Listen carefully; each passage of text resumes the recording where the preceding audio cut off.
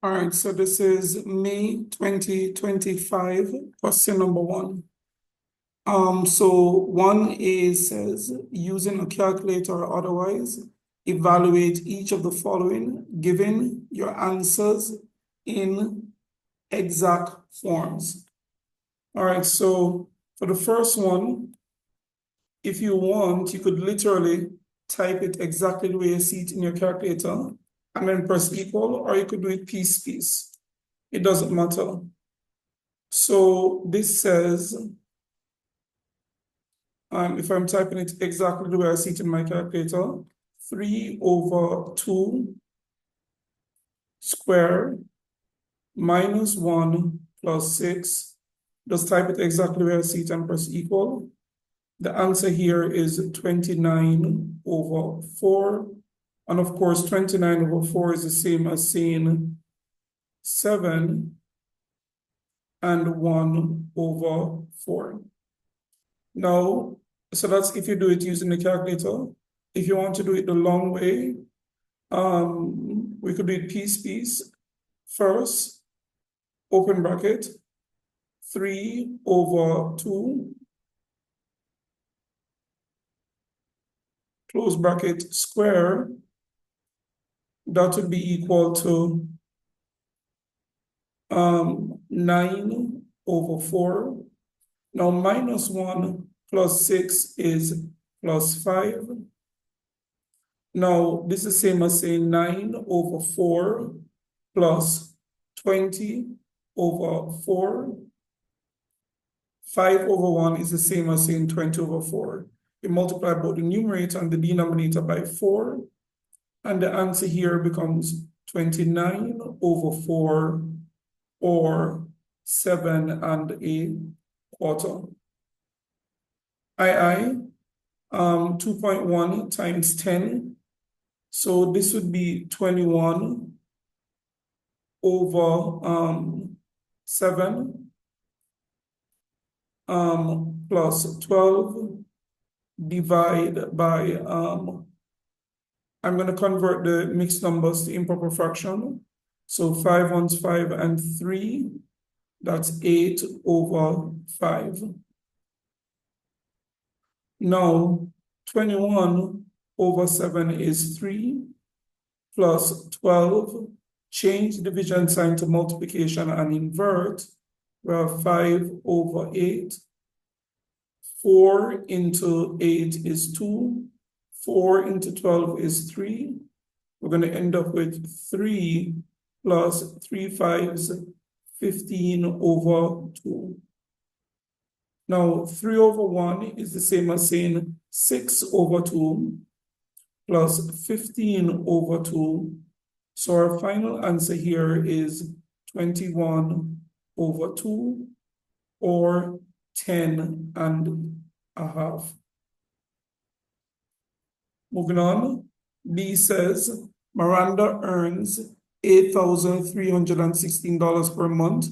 She spends 4/7 of her earnings on utility bills, food, and personal items, and saves the remainder.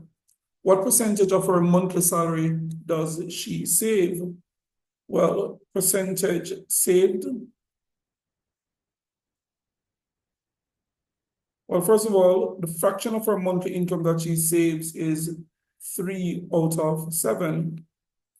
She spends 4/7. So what remains, and the fraction of her salary that remains, which is what she saves, is 3/7. Now, to convert this to a percentage, you simply multiply it by 100%. So what we'll end up with is 300 divided by 7. All right. So this is 300/7%. As a decimal, this is 42.9%. And this is your answer to 3 significant figures. She saves 42.9% of her income.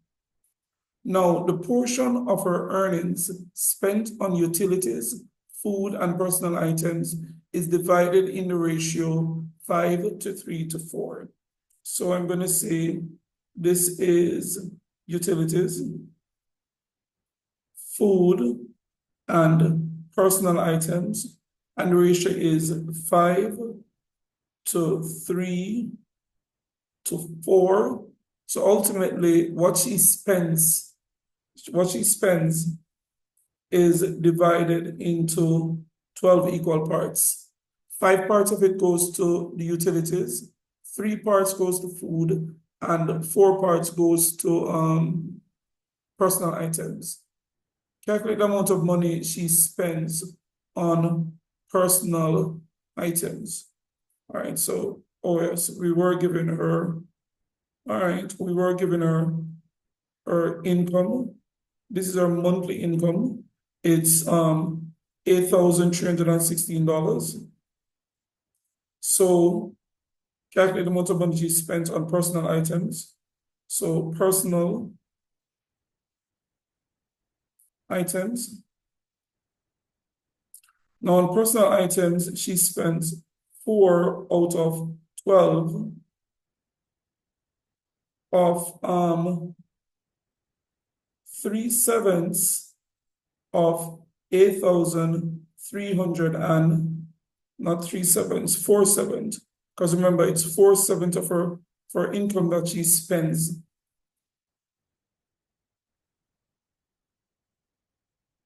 So she spends 4/7 of her income. So this is what she spends.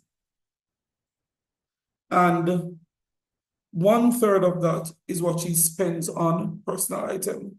4 out of 12, which is 1/3. So she spends 4/7 of her monthly income. And 1/3 of that 4/7 of the monthly income is spent on personal items. So while 4 goes here, 3.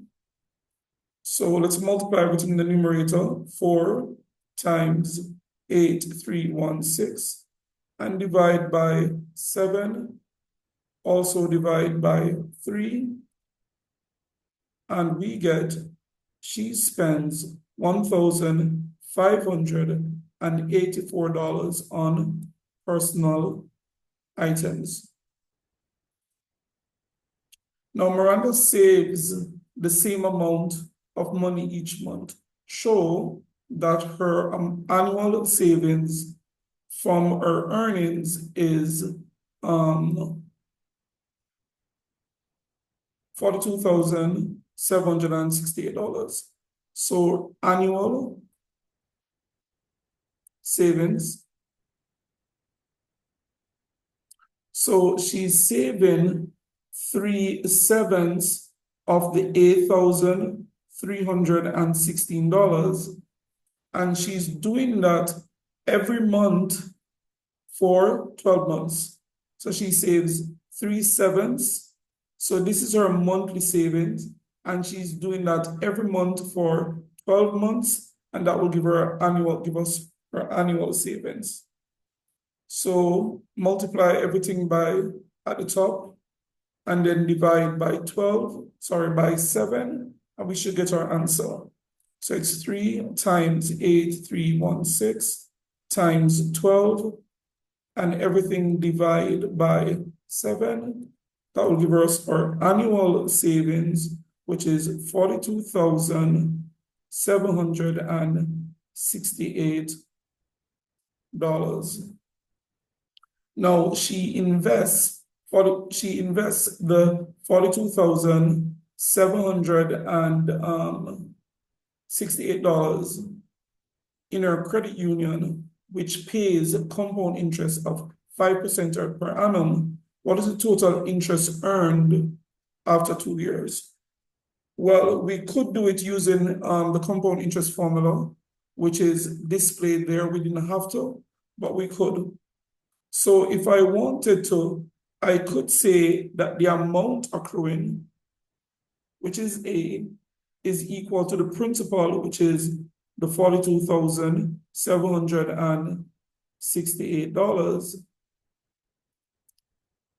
And this now is 1 plus the rate, which is what?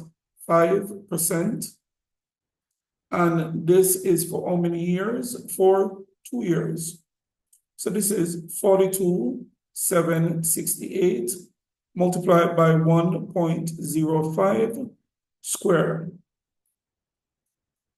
So this is multiplied by 1.05 squared, and we got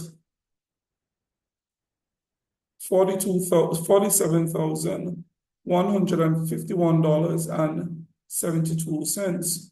Now, the amount accruing is the total amount that is owed to Miranda after the 2 years. So what the amount accruing includes, the amount accruing A includes the principal plus the interest. So the interest would be equal to the amount accruing minus the principal. So it is 47,151.72 minus the principal, which is 42,768. And the compound interest for the 2 years is $4,383.72. All right, we could always go back through to just make sure. Times 1.05 squared. It's definitely correct. Minus the 42,768. And yes, our answer does appear to be correct. And that is question number 1.